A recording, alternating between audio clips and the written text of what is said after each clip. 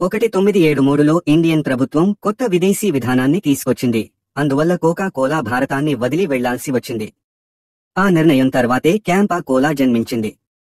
తర్వాత 15 సంవత్సరాల పాటు ఇది భారత సాఫ్ట్ డ్రింక్ మార్కెట్పై రాజీ చేసింది.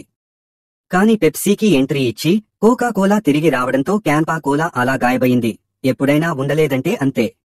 అందరూ అనుకున్నారు ఈ బ్రాండ్ కేవలం ఒక జ్ఞాపకంగా మిగిలిపోతుందని. కానీ కొత్త దృష్టితో ఒక వ్యక్తి ఈ బ్రాండ్ను ఇండియన్ మార్కెట్లో తిరిగి తీసుకొచ్చాడు. ఇదే క్యాంపా కోలా యొక్క ఘనమైన రీ-ఎంట్రీ కథ. 1949లో కోకా కోలా భారతదేశంలో తన మొదటి కొత్త ప్రయాణాన్ని మొదలుపెడుతూ అడుగుపెట్టింది. దీని రాకతో దేశంలోని ప్రతి చిన్న కిరాణా దుకాణం నుంచి శతాబ్దాల ప్రాచీన గలీల వరకు క్రమేణా కోలా పేరు చక్కర్లు కొడుతుండగా కనిపించింది. కోకా కోలా కేవలం ఒక డ్రింక్ మాత్రమే కాదు, సంబరాలకు సంకేతంగా మారింది. దీని లేకుండా ప్రజలకు వేడుకలు అసంపూర్ణంగా అనిపించేవి. ఆ తర్వాత 1973 సంవత్సరం వచ్చింది. భారత ప్రభుత్వం ఒక కొత్త విధానాన్ని ప్రకటించింది. ఆ విధానం ప్రకారం ప్రభుత్వం విదేశీ కంపెనీలపై కఠిన చర్యలు ప్రారంభించింది. ప్రభుత్వం ఆశించేది విదేశీ కంపెనీలు 40% కంటే ఎక్కువ వాటా కలిగి ఉండకూడదని, అలాగే కంపెనీ తన రహస్య పదార్థాలను కూడా గవర్నమెంట్తో కలిసి షేర్ చేసుకోండి. చూడండి, కోకా కోలా ఈక్విటీ ఇవ్వడానికి ఒప్పింది కానీ తమ సీక్రెట్ ఫార్ములా బయట పెట్టలేదు. అందుకే 1977లో కోకా కోలా ఇండియా నుండి తమ బిజినెస్ తీసుకుని వెళ్లిపోయింది. కానీ అప్పటికి కోకా కోలా ప్రజల ఇష్టం అయిపోయింది. ఇప్పుడు ప్రజలకు కోక్ కి బదులైన డ్రాంక్ కావాల్సి వచ్చింది. దీన్ని మొరార్జీ దేశాయ్ గవర్నమెంట్ ఒక అవకాశంగా చూసి మోడర్న్ ఫుడ్ కంపెనీలకు కొత్త సాఫ్ట్ డ్రింక్ తయారు చేసే ఆర్డర్ ఇచ్చింది. అప్పుడు మార్కెట్లో వచ్చే డ్రింక్ డబుల్ పేరుతో వచ్చింది, అది కోకా కోలాకి బదులుగా. కానీ ఆ టెస్ట్ వాళ్లకి బిల్కుల్ ఇష్టం కాలేదు. మరోవైపు ప్యూర్ డ్రింక్స్ గ్రూప్ ఇండియాలో కోకాకోలా కోసం మొదట నుంచే మ్యానుఫ్యాక్చరర్ మరియు డిస్ట్రిబ్యూటర్గా ఉన్నారు.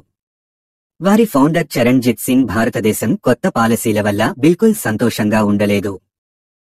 కోకాకోలా వెళ్లిపోయిన తర్వాత చరణ్జిత్ సింగ్ కి టెన్షన్ ఏర్పడింది. ఇప్పుడు వారి కంపెనీ ఎలా నడుస్తుందో, ఇప్పటికే ఉన్న ఉద్యోగుల జాబ్స్ కూడా ప్రమాదంలో ఉన్నాయి.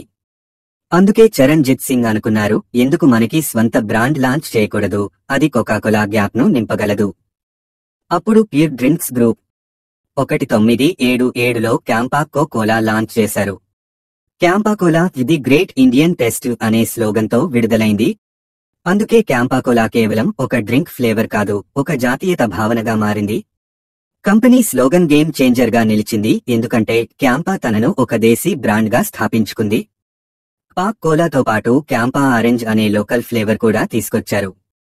దీనివల్ల బ్రాండ్ మరింత పాపులర్ అయింది. కళాశాల ఫెస్టుల నుంచి పెళ్లిళ్ల వరకు క్యాంపా కోలా ప్రతి చోటా హిట్ అయ్యింది. కంపెనీ రూరల్, అర్బన్ ప్రాంతాల్లో కూడా 2 మార్కెట్లలో తమ పేరు నిలపడం ప్రారంభించారు. వారు సల్మాన్ ఖాన్ను బ్రాండ్ అంబాసిడర్గా నియమించి మార్కెటింగ్ స్ట్రాటజీని మరింత ప్రభావవంతంగా చేశారు. దాంతో క్యాంపా కోలా ఇమేజ్ కొత్త ఎత్తుకు చేరుకుంది. క్యాంపా కోలా దేశ యువత హృదయాల్లో ప్రత్యేక స్థానం సాధించింది. 1983కి వచ్చేసరికి ఒకవైపు క్యాంపా కోలా దేశంలో మోనోపోలీ అయిపోయింది. మరోవైపు ప్రభుత్వం పేరుతో ఉండే డబుల్ వ్యవస్థ ముగిసింది. క్యాంపా కోలా కోసం ప్రతిదీ సరిగ్గా నడుస్తోంది. కానీ 1991లో భారతదేశంలో కొత్త ఆర్థిక సంస్కరణలు వచ్చాయి. పివి నరసింహారావు ప్రభుత్వమే లిబరలైజేషన్ పాలసీ అమలు చేయబడింది. ఇది దేశ ఆర్థిక వ్యవస్థకు కొత్త యుగం ప్రారంభం అయింది. Finance minister doctor Manmohan Singh ఈ కొత్త పాలసీని ప్రకటించారు మరియు భారతదేశం విదేశీ పెట్టుబడులకు తలుపులు తెరిచింది. దీని తర్వాత 1993లో కోకా కోలా భారతదేశంలో మళ్లీ ఎంట్రీ ఇచ్చింది. కానీ కోకా కోలా ఇండియాలో తిరిగి జీరో నుంచి ప్రారంభించాల్సి వచ్చింది. అదే సమయంలో 1988 నుండి పెప్సీ కూడా ఇండియన్ మార్కెట్లో బాగా పాపులర్ అయింది. కానీ ఇప్పుడు కోకా కోలా అగ్రెసివ్ మార్కెటింగ్ ప్రారంభించి తన ప్రభావాన్ని పెంచుకోవడానికి థమ్స్ అప్, యూపీ వంటి పెద్ద భారతీయ బ్రాండ్లను కూడా కొనుగోలు చేసింది. తర్వాత సాఫ్ట్ డ్రింక్ ఇండస్ట్రీలో కోకా కోలా మరియు పెప్సీ మధ్య తీవ్రమైన పోటీ మొదలైంది. ప్రతి బ్రాండ్ తమ డబ్బు శక్తితో ప్రకటనల ద్వారా తమ కస్టమర్ బేస్ను పెంచుకోవడానికి ప్రయత్నించసాగింది. కోక్ మరియు పెప్సీ ప్రమోషన్స్ పై చాలా ఖర్చు చేశారు. తర్వాత షారుఖ్ ఖాన్ మరియు ఆమిర్ ఖాన్ను బ్రాండ్ అంబాసిడర్లుగా నియమించారు. కానీ క్యాంపా కోలా ఒకప్పుడు పెద్ద భారతీయ బ్రాండ్గా ఉండేది. ఫండింగ్లో కొరత మరియు అగ్రెసివ్ పోటీ వల్ల మార్కెట్ నుండి బయటకు అవడం మొదలైంది. 2013 వరకు క్యాంపా పేరు పూర్తిగా మార్కెట్ నుండి అద్దం అయిపోయింది.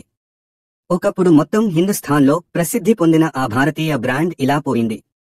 మార్కెట్పై రాజ్యం చేసేది అది. కానీ తర్వాత విదేశాల నుండి వచ్చిన పెప్సీ, కోక్ వారి చోట తీసుకున్నారు. కానీ 2022లో అలా ఏం జరిగింది అంటే ఎవ్వరూ ఊహించలేదు.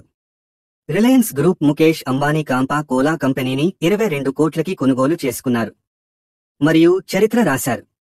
అంబానీలు ఎక్కడ అడుగుపెడతారో ఆ ఇండస్ట్రీ యొక్క గేమ్ మార్చేస్తారు. ఇప్పుడులా కొత్త విజన్, మిషన్, పెద్ద బ్యాంక్ బ్యాలెన్స్తో మార్కెట్లో తిరిగి వస్తోంది. కానీ పెప్సీ, కోక్ ముందున్న మార్కెట్లో తన స్థానం గెలుచుకోవడం అంత సులభం కాదు. కానీ నిజం ఏంటంటే ఇప్పుడు కాంపిటీషన్లో చిన్న పేరు ఉండదంటే ఉండదు.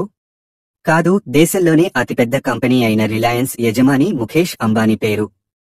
ముఖేష్ అంబానీ వారి స్ట్రాటజీ ఎప్పుడూ ఇదే ఉంది, ఏదైనా చేయాలంటే పెద్దగా చేయాలి. ఇలాంటి మైండ్ సెట్తోనే ఆయన క్యామకోలాను రీలాంచ్ చేశారు. మార్కెట్లో నంబర్ 1 కావడానికి కొన్ని ప్రత్యేక స్ట్రాటజీలు అనుసరించారు. రిలయన్స్ తమ విజయం సాధించిన ప్రాజెక్ట్స్ లాంటివి Jio cinema, Jio financial services లో ఉపయోగించిన స్ట్రాటజీ క్యాంపాకోలాకు కూడా వర్తించారు. ఆ స్ట్రాటజీ పవర్ఫుల్ లీడర్షిప్. ఉదాహరణకి జియో సినిమా లీడర్షిప్ కోసం ఉదయ్ శంకర్ ను ఎన్నుకున్నారు. ఆయన ఇండియాలో హాట్స్టార్ ను సక్సెస్ఫుల్ అయ్యింది. అదే విధంగా ఫైనాన్షియల్ సర్వీసెస్ కోసం కెవి కమత్ ని తీసుకున్నారు. ఆయన ఐసిఐసిఐ బ్యాంకును స్థాపించారు. అలాగే క్యాంపా కోలాను నడిపేందుకు కోకా కోలా మాజీ చైర్మన్ టి కృష్ణన్ను హైర్ చేసి మేనేజ్మెంట్ బాధ్యతలు అప్పగించారు. ఈ స్ట్రాటజీ వల్ల అనుభవజ్ఞులైన లీడర్లు సరైన నిర్ణయాలు తీసుకుని కంపెనీలను వేగంగా పెంచారు. మరుసటి స్ట్రాటజీ మార్కెటింగ్. లీడర్షిప్ తర్వాత రిలయన్స్ కు ఒక బలమైన మార్కెటింగ్ స్ట్రాటజీ అవసరం ఉంది. అందుకోసం ప్రసూన్ జోషిని తీసుకున్నారు. ప్రసూన్ జోషి ఒక రెనవండ్ యాడ్ రైటర్. 2002లో కోకాకోలా కోసం ఒక మెమోరబుల్ యాడ్ క్యాంపెయిన్ చేశారు. రిలయన్స్ భావించింది ప్రసూన్ జోషి యొక్క అనుభవం, క్రియేటివిటీ క్యాంపాకోలా మార్కెటింగ్ ను గట్టిగా మార్చిపెడతాయని. వారి లీడర్షిప్లో ప్రసూన్ జోషి ఐపీఎల్ సమయంలో న్యూ ఇండియా అనే తమ ఠండా క్యాంపెయిన్ ప్రారంభించారు. దాంతో క్యాంపాకోలా ఇండియాలో సాఫ్ట్ డ్రింక్ మార్కెట్లో కొత్త గుర్తింపు సాధించింది. మూడవ స్ట్రాటజీ ప్రైసింగ్ విషయంలో ముఖేష్ అంబానీకితో చూపించిన ఒక ప్రత్యేక స్టైల్ ఉంది. జియో లాంచ్ అయినప్పుడే ఎయిర్టెల్, వోడాఫోన్ మార్కెట్ను డామినేట్ చేస్తున్నారు. కానీ జియో 6 నెలల పాటు ఫ్రీ ఇంటర్నెట్ ఇస్తూ ఎయిర్టెల్ ను కష్టాల్లో పెట్టింది. అదే ప్రైసింగ్ స్ట్రాటజీ సిపిఏసి కోసం కూడా వాడారు. సిఓసిఎస్సిఓఎల్ఏ పెప్సీ బాటిల్స్ 20 రూపాయలుకి ఉండేవి. కానీ అంబానీ సిపిఏసి కోలా 250 మిల్లీలీటర్లు బాటిల్ 10 రూపాయలుకి లాంచ్ చేశారు. ఈ బోల్డ్ ప్రైసింగ్ స్ట్రాటజీ మార్కెట్లో చాలా ఎఫెక్టివ్ అయింది. ఈ లోవర్ ప్రైసింగ్ స్ట్రాటజీ ప్రభావం అర్బన్ మార్కెట్స్ లోనే కాదు, రూరల్ ఏరియాస్ దాకా కూడా చేరింది. అక్కడ అఫోర్డబిలిటీ అన్నది చాలా మ్యాటర్ చేస్తుంది. ఈ ప్రైసింగ్ స్ట్రాటజీ కోలా మరియు పెప్సీకి పెద్ద సమస్య అయింది. సిఎస్సి కోసం కోలా మరియు పెప్సీ తమ ధరలు తగ్గిస్తే మార్జిన్ తగ్గిపోతుంది, తగ్గించకపోతే మార్కెట్ షేర్ కోల్పోతారు. 4వ స్ట్రాటజీ డిస్ట్రిబ్యూషన్ మాస్టర్ ప్లాన్. కి కోలా కోసం పెద్ద సవాలు తన ప్రోడక్ట్స్ ను దేశం అంతా అందించటం. కానీ సాఫ్ట్ డ్రింక్స్ కి ఫ్రిజ్ అవసరం. చిన్న దుకాణాల్లో ఫ్రిజ్ కూడా చిన్నదే ఉంటుంది. కాబట్టి డ్రింక్స్ ఎక్కడ నిల్వ చేయాలి? అందుకే కోకా కోలా మరియు పెప్సీ చాలా కాలం నుండి ఇదే చేస్తూ వస్తున్నారు.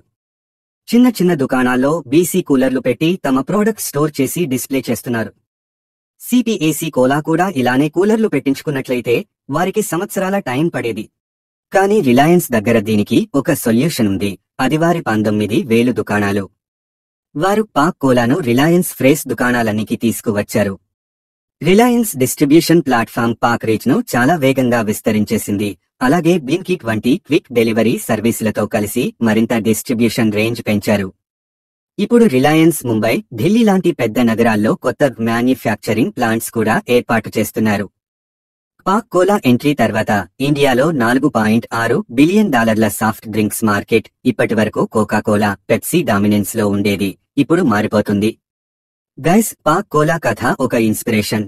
ఎలా ఒక మర్చిపోయిన ఇండియన్ బ్రాండ్ నోస్టాల్జియా, కొత్త ఆలోచనల ఫ్యూజన్ ద్వారా తిరిగి ప్రాముఖ్యం తెచ్చుకోవచ్చో చూపిస్తుంది. ఈ కంబాక్ కేవలం ఒక కోలా బ్రాండ్ కాదు, ఇది ఒక ఒంటరి భారతీయ బ్రాండ్. ఇది ఆ విదేశీ దిగ్గజాలను సవాలు చేస్తుంది.